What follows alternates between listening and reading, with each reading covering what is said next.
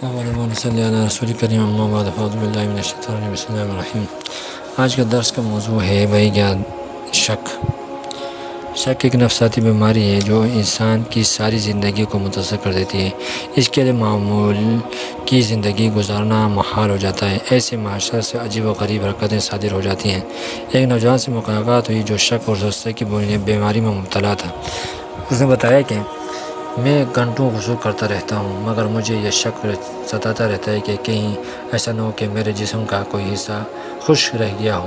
چنانچہ شک دور کرنے کے لیے بار بار جسم پر پانی ڈالتا ہوں مگر پھر بھی اطمینان نہیں ہوتا۔ میں نے کئی بار قسم کھائی کہ اب 3 بار سے زیادہ جسم پر پانی نہیں ڈالوں گا مگر شک کے باوجود ہاتھوں مجبور ہو کر قسم تو توڑ ڈالی۔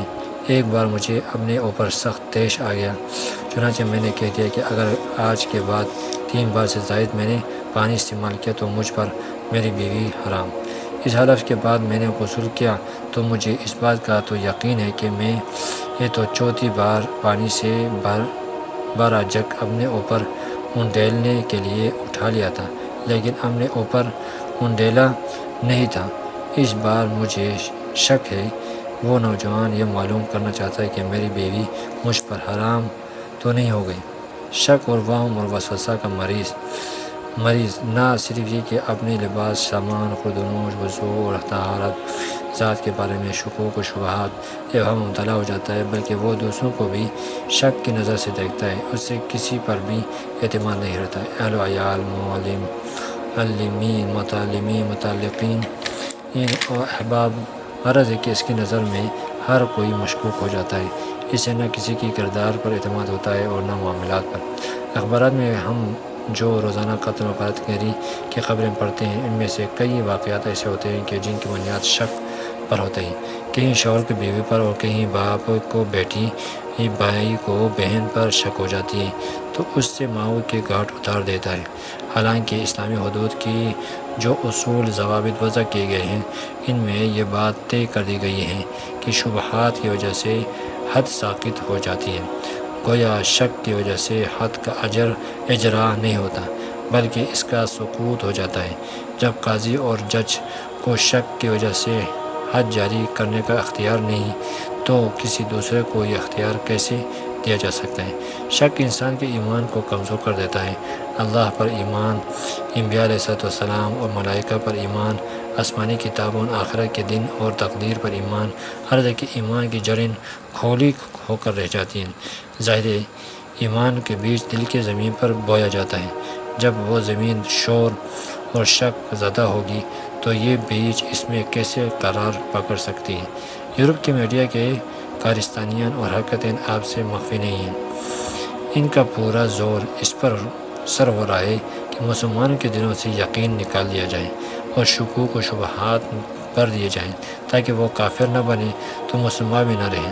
چنانچہ آپ کو بے شمار ایسے مسلمان نوجوان مل جائیں گے جو برملا اسلامی عقائد، ایمانی حقائق، مشہور تاریخی شخصیات کے بارے میں شبہات کا اظہار کریں گے۔ ان میں سے اکثر اندر سے کھوکھلے ہو چکے ہیں۔ جب بنیادی عقائد تک کے بارے میں دل میں شک آ گیا تو ایمان کہاں باقی رہتا ہے؟ جبکہ اللہ تعالیٰ کے بارے میں شک کو شرک پر کہا گیا ہے۔ جو شخص شک کی بیماری میں مبتلا ہو جاتا ہے وہ کسی بھی حال کیفیت پر استقامت نہیں رکھ سکتا۔ دین تو رہا ایک طرف، اس سے کارہائے دنیا میں بھی کامیابی نہیں ہو سکتی۔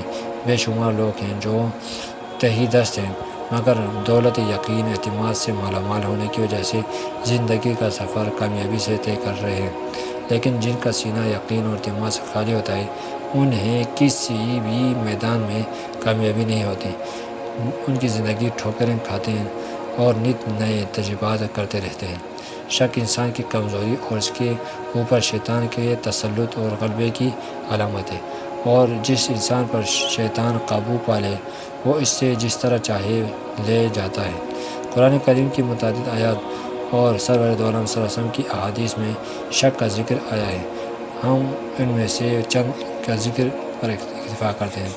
سورہ ابراہیم میں اللہ تعالیٰ نے قوم نوح، عاد، سمود سمیت مختلف اقوام کا ذکر کیا ہے جن کے پاس اللہ تعالیٰ کے رسول مختلف معجزات لے کر آئے، انہیں ایمان کی دعوت دی لیکن انہوں نے یہ کہہ کر اس دعوت کو قبول کرنے سے انکار کر دیا ہے کہ انا کفرنا بما ارسلتم به وانا لفی شک مما تدعون الیہ مریب، جو کچھ تمہیں دے کر بھیجا گیا ہے ہم اس کے منکر ہیں، اور جس چیز کی طرف تم ہمیں بلا رہے ہو ہم اس کے بارے میں بھاری شک میں ہیں۔ اس پر انبیاء علیہ السلام نے اسے سمجھایا، افی اللہ شک فاطر السماوات والارض، کیا تم اللہ تعالیٰ کی ذات پر شک کرتے ہو، بارے میں شک ہو جو آسمان و زمین کو پیدا کرنے والا ہے۔ جب شیطان تم کو یہ وسوسہ ڈالے کہ آپ کا وضو ٹوٹ گیا تو آپ اپنے جی میں یہ جواب دیں کہ بھائی یہ جوزو میں آپ جھوٹ بولتے ہیں، ہاں جب اپنے کانوں سے آواز آئے ہاں یا ناک سے بدبو سنے تو تصدیق کر لو۔ شک کا سب سے مؤثر علاج ہے کہ اللہ تعالیٰ سے دعا کی جائے کہ وہ ہمیں اس بیماری سے نجات عطا فرمائے۔ شک کو یقین سے دور کیا جاتا ہے۔ یقین کی مجالس میں بیٹھیں گے، اللہ والوں کی مجالس میں بیٹھیں گے، شک دور ہو کر یقین پیدا ہوگا، ہر کام میں، دنیاوی کاموں میں بھی اور دینی کاموں میں بھی۔ اللہ تعالیٰ ہم سب کو عمل کرنے